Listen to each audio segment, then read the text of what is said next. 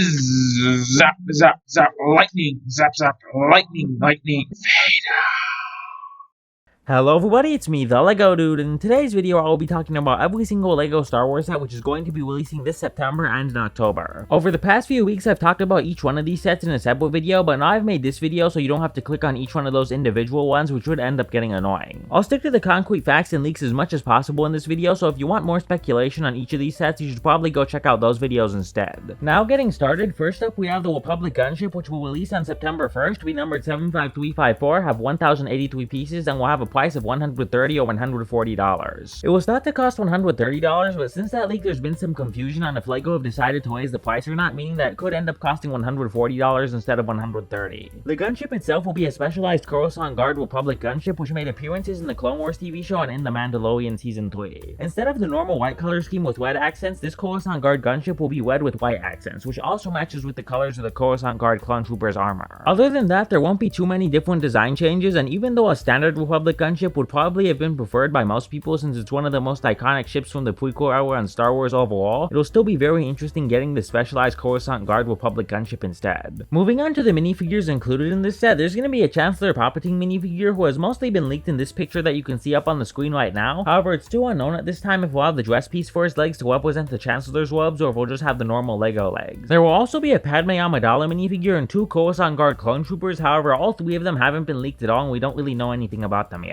And lastly, there's going to be a Phase 2 Commander Fox, which actually has been leaked, with this picture up on the screen right now being what he'll look like. The prints mostly look good, but there is one part of the chest point which is inaccurate, and it'll also have the printed on waist cape instead of the physical waist cape, which is quite disappointing. Next up we have the Ghost, which will release on September 1st, be numbered 75357, cost $170 and have 1,394 pieces. It'll look similar to the 2014 version with some minor design changes since this set is based off of the Ghost from the new Ahsoka show, which takes place at least 9 years after the Star Wars Rebels TV series in the Star Wars universe. This version will also be much bigger with almost twice the price in pieces. It's also basically confirmed that the Phantom won't be included, meaning that all those extra pieces are going towards making the Ghost even bigger. It's currently unknown if a docking bay for a potential future version of the Phantom will be included, but I would assume that they would build it in to leave open the option of releasing the Phantom in January or summer of 2024. Moving on to the minifigures included in this set, there's going to be a Hera Syndulla, her son Jason Syndulla, Zara Leonis, who was one of the cadets in an early arc of episodes from Star Wars Rebels, Chloe the Mon Calamari engineer, and Chopper. Overall, this is a really poor minifigure selection for a $170 set, with there only being 4 minifigures since Chopper doesn't really count as a minifigure, and of those 4, 2 of them might not even be full minifigures, with both Chloe and Jason Syndulla most likely having short or medium legs. Next up we have Ahsoka's T6 shuttle, which will release on September 1st, be numbered 75362, cost $70 and have 599 pieces. It's gonna be much larger than the last version of the T6 shuttle we had, with over 200 more pieces than it. The design and play features will probably be quite similar, but other than that, there's not much more information on the build itself that we have. Moving on to the minifigures included in this set, there's going to be an Ahsoka with a brand new faceprint, a brand new headpiece and arm printing, Sabine Wren with a brand new helmet which you can see in the Ahsoka trailer and is also at the end of Star Wars Rebels, Hu Yang who will have a mold similar to the one for the K2SO droid, and the Twillian Jango Jumper Inquisitor which we can see in the trailer for the Ahsoka show. Next up we have the Mystery Ahsoka set, which will release on September 1st and will actually cost $110 instead of what was originally thought to be the price of $100. It'll be numbered 75364, have 1064 pieces, and like I already said earlier, is going to be releasing on September 1st. The build has been strongly rumored to be some sort of New Republic frigate or a Starship dual set, but considering LEGO's track record and with it just logically being more likely, it'll probably end up being the Starship dual set. The minifigures that will be included in this set are Baylan Skoll, who is some sort of Inquisitor character from the new Ahsoka show and is named after a wolf from Norse mythology who chases the sun, Shin Hati, who is his apprentice and is named after the wolf from Norse mythology that chases the moon, a New Republic pilot and an astromech with a dark blue and yellow color scheme, and lastly Morgan Elspeth, whose minifigure has actually just recently been leaked, which you can see in this picture on the screen now. Based off of this minifigure selection, I would assume that this will be an Inquisitor Starfighter versus New Republic Starfighter duel set, with either Baylan Skoll or Shin Hati piloting the Inquisitor starship, while the New Republic pilot will be in his ship, but until we have actual 100% confirmed leaks, we just can't be sure. Next up we have the UCS Venator, which will be releasing on October 1st, to be numbered 75367, have 5,374 pieces, and will cost $650, making it one of the top 5 most expensive LEGO Star Wars sets sets of all time and one of the largest sets of all time, being even bigger and more expensive than the UCS Star Destroyer. It'll also have stickers for the Republic logo, which is probably going to be one of the main criticisms of it once it's released, since having something which can be so easily messed up on such an expensive set is mind-bogglingly ridiculous. The promotional set included with the vendor if you buy it on LEGO.com will be based off of the sequel trilogy and have 4 minifigures: Rey, Poe Dameron, Chewbacca, and Finn. Moving on to the minifigures included in this set, we have a Clone Wars version of Admiral Yularen, who we've actually never had before, and a Phase 2 Captain Rex, which we haven't had in LEGO form for over a decade. He'll look extremely similar, if not identical, to the version of him we see in the Skywalker Saga video game, with the cloth pauldron arm printing, the extremely detailed prints, and the printed on waist cape instead of the physical one, which is probably the one disappointment out of all of these things. Next up is the penultimate set for this list. We have the Advent Calendar, which will release on September 1st, to be numbered 75366, cost $45, and have 322 pieces. There's not really much I can say about this set without getting into a full-length video inside of a video, but the standout builds include the Stap, the Hailfire Droid, the Reindeer Gong Droid, and the N1 Starfighter, while the standout minifigures are the Palpatine with his Death Star holiday sweater and the Holiday Ewok, which is without a shadow of a doubt one of the best minifigures ever in an Advent calendar. And finally, the last thing that we have to talk about is the ATTE foil bag, which has already been leaked and will be releasing in July. It looks amazing for what's basically just a poly bag, but unfortunately it'll only be available in certain countries in Europe, meaning if you live anywhere else in the world, it's going to be really hard for you to get. But if you're watching this video and you live in Europe, it definitely looks like it's worth picking up. Alright everyone, that is everything for today's video. Tell me your thoughts about these sets in the comment section down below. Do you think that the Phase 2 Captain Rex will be good or not? What are your thoughts about all of the minifigure selections for these sets? And ultimately, do you think that this wave of sets will be good or bad? And one last thing before you leave, please remember to hit the subscribe button, ring the notifications bell, and leave a like on the video. Bye!